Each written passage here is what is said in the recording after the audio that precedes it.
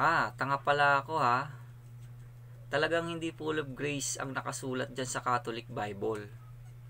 Kaya kung sabihin ko mang wala sa Bible na si Mary ay full of grace, ay tama ako nun, hindi tanga, dahil nagbabasa ako ng Bibliang Katoliko. Ngayon, kung kontra ka sa Catholic Bible na yan, ay maghanap ka ng Bibliang sulpot para mapamalian mo ang nakasulat sa Catholic Bible. Ayan ha, labas na ako dyan.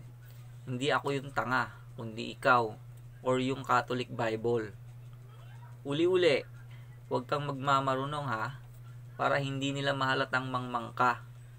Nasa Biblia yon na kahit mangmang ka, pero tahimik ka lang, hindi ka nagmamarunong, ay aariin kang mabait. Magpakabait ka na lang. Hindi bagay sa'yo na labanan mo ko, dahil hindi mo ko kaya, kahit makabisado mo pa ang buong Biblia ng letra por letra. Basa Biblia. Kawikaan 17:28. Ang mangmangman, pagka siya'y tumatahimik, ay nabibilang na pantas. Pagka kanyang tinitikom ang kanyang mga labi, ay inaari siyang mabait. Roma 1:21 hanggang 23:25.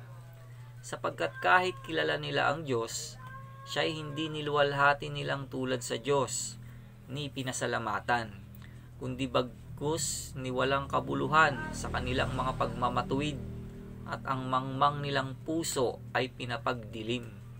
Ang mga nangagmamarunong ay naging mga mangmang, at pinalitan nila ang kaluwalhatian ng Diyos na hindi nasisira ng isang katulad ng larawan ng tao na nasisira, at ng mga ibon, at ng mga hayop na may 4 na paa, at ng mga nagsisigapang.